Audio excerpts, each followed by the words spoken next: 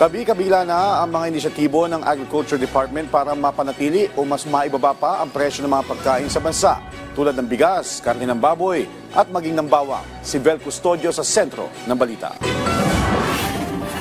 Pinaplano ng Department of Agriculture na gawing kadiwa ng Pangulo accredited ang NFA rice retailers para pabilisin ang pag-release ng rice stocks ng National Food Authority.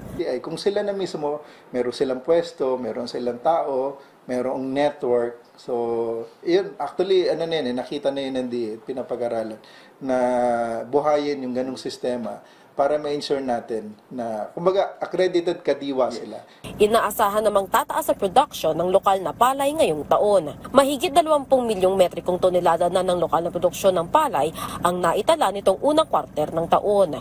Habang 50% na ang compliance level ng 45 pesos maximum suggested retail price ng imported na bigas na sinimula nitong Lunes. Bukod sa bigas, may mga bagong proyekto ng isinasagawa ang Kagawaran Agrikultura para patuloy pang pababain ang presyo ng karning baboy.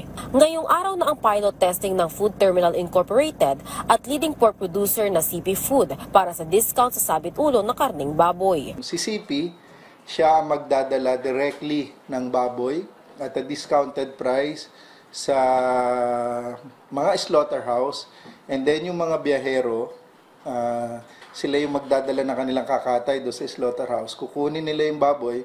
Initially, mga 100 heads muna yung target. Isasagawa ang pilot testing sa mga palengke sa Metro Manila, partikular sa Malabon, kung saan magiging 290 na lang ang presyo ng sabit ulo mula sa direktiba ng DA na gawing 300 pesos.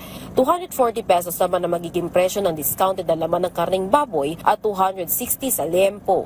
Bukod dito, pinaplano rin ng DA na maglagay ng card na magsisilbing tracker mula sa producer hanggang sa retailer ng baboy. Yung card, para malaman gaano karaming baboy, sinong producer, magkano ang kuha. Paraan din ito para matukoy kung saan nagkaroon ng problema sa compliance sa pork MSRP. Sa ngayon, 88% na ang compliance level sa farm gate price ng baboy na 230 pesos, habang 39% naman ang compliance sa MSRP. Maghihigpit na ang DA sa mga nananamantala sa presyo ng karning baboy. Sakali na hindi pa rin masusunod, posibleng magkaroon ng kintakom, hearing, at pangalawa, posible rin na yung mga shipping permit, kung mapatunayan na merong paglabag sa anumang legal na proseso, pwedeng bawiin ang shipping permit. Samantala, ayon sa DA, nagsisimula ng bumaba hanggang 120 pesos ang kilo na imported na bawang mula sa dating 160 pesos kada kilo.